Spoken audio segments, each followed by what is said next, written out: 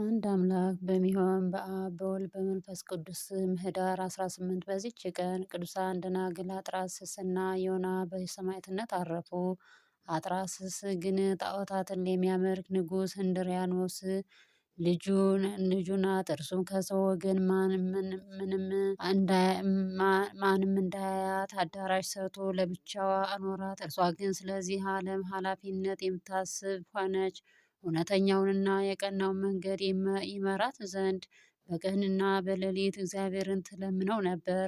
ወደ ፍላጽ ፎርን ልጅ ወደ ድንግሊቱ ዮና ላኪ።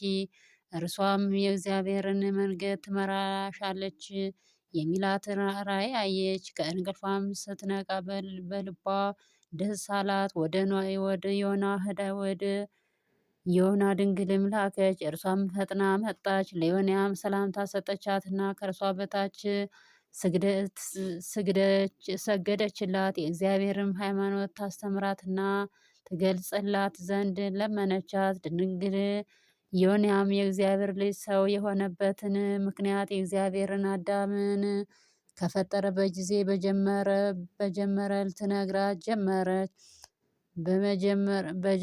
ልትነግራት ጀመረች። አዳም እንደበደለና ከተድላ ገነት እንደወጣ በኖህም ዘመን የጥፋት ውሃ መጥቶ ኃጢአተኞችን ሁሉ እንደደመሰሰ የእግዚአብሔርን ሕግ የጠበቁን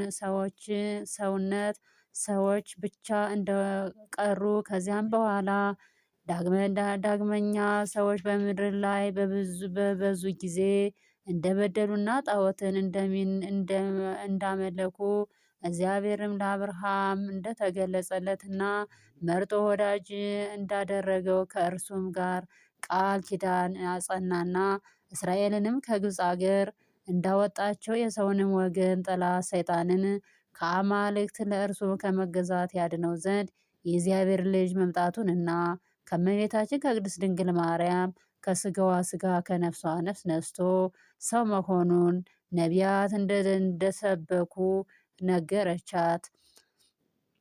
ሁለተኛም ስለከበረ ስሙ መከራ በመቀበል ለሚደክሙ ሰማያዊ ሀብት የዘላለም መንግስትን እግዚአብሔር ስለሚሰጣቸው አስረዳቻት። አጥራስስም የዮናንን ትምህርቷን ሰምታ እጅግ ደስ አላት። በሕያው እግዚአብሔር ልጅ በጌታችን ኢየሱስ ክርስቶስም አመነች። እሊህ ደናግልም ሌሊትና ቀን በተጋድሎ ተጠምደው በአንድነት ተቀመጡ። አጥራስስም አባት ይህን አያውቅም። ከሌሊቱም በአንዲቱ ጌታችን ኢየሱስ ክርስቶስን አዩ። እናቱ እመቤታችን ቅድስት ድንግል ማርያምም አዩአት። እመቤታችንም ወደ ልጇ እግዚአብሔር እንደ ቁርባን አቀረበቻቸውና እርሱም ባረካቸው። ከዚህም በኋላ ንጉሥ ወደ ጦርነት ሄዶ በተመለሰ ጊዜ ወደ ልጁ አጥራስስ ገብቶ ልጄ ሆይ ወደ መሞሸሪያሽ ከመግባትሽ በፊት ለአምላክ አጵሎን ዕጣን ታሳርጊ ዘንድ ንዩ አላት። አጥራስስም ድንግልንም አባቴ ሆይ ነፍስህን ስጋ በእጁ ውስጥ የሆነ የፈጠረህን በሰማይ ያለ አምላክን ትተህ ነፍስ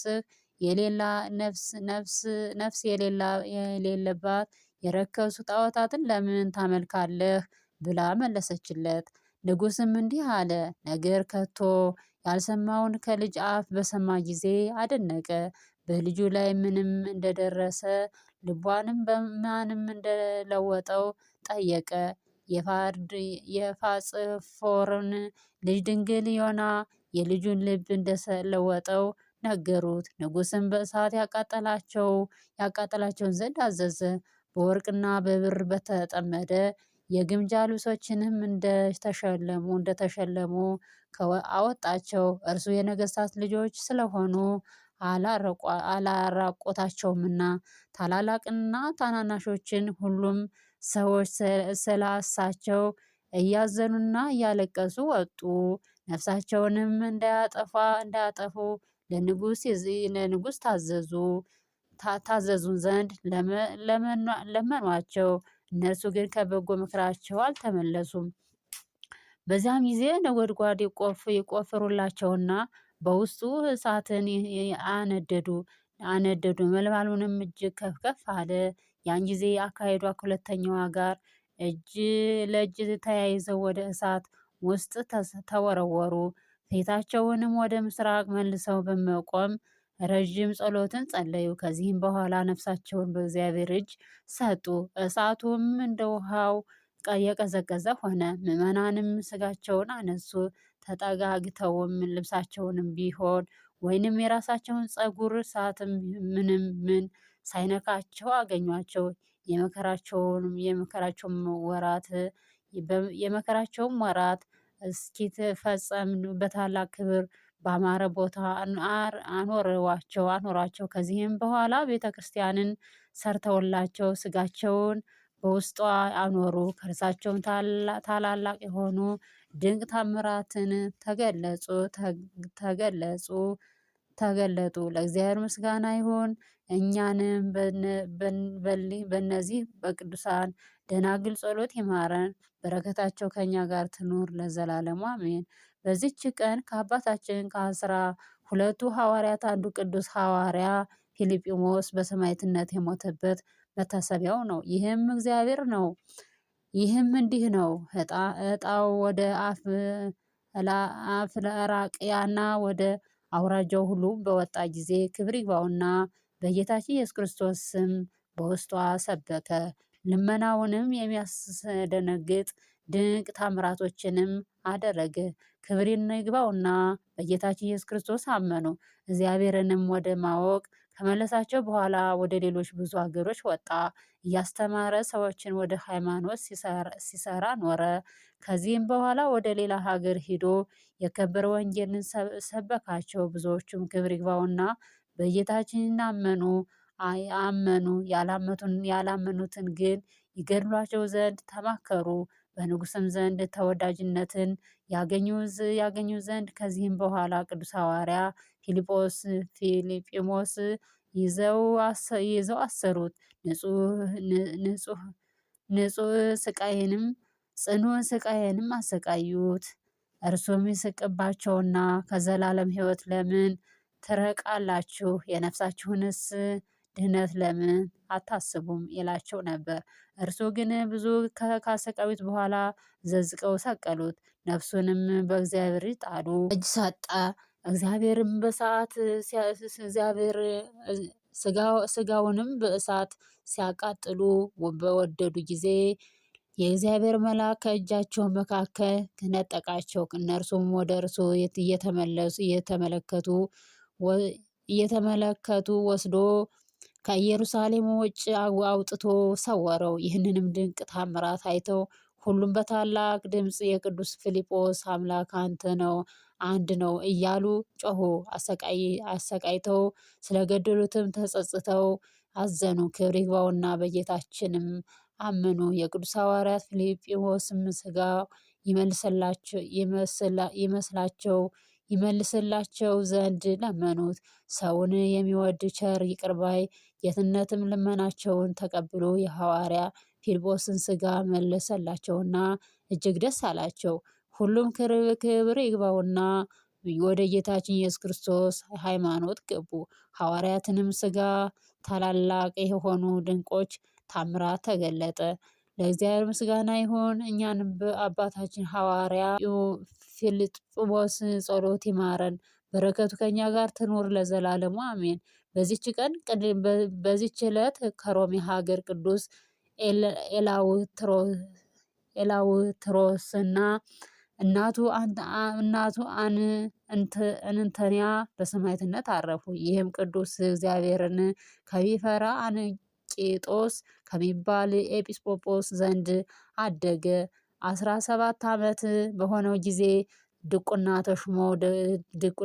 ተሹሞ ደግሞ በ18 ዓመቱ ቅስና ተሹሞ ከዚህ በኋላ በ25ቱ አላሪቆስ ለሚባል ሀገር ጵጵስና ተሾመ። በዚያም ወራት ንጉሥ እንድሪያኖስ ወደ ሮሜ አገር መጣ። ስለ ኤላውትሮስም ሰምቶ ወደ እርሱ ያመጣው ዘንድ ፊልቅስን አዘዘው። ፊልቅስም በሄደ ጊዜ ቅዱሱን በቤተ ክርስቲያን ውስጥ የእግዚአብሔርን ቃል ሲያስተምር አገኘው። ፊልቅስም ትምህርቱን በሰማ ጊዜ አመነና በክብር ባለቤት በጌታችን ኢየሱስ ክርስቶስ ስም ተጠመቀ። ኤላውትሮስንም ወደ ንጉሥ እንድሪያኖስ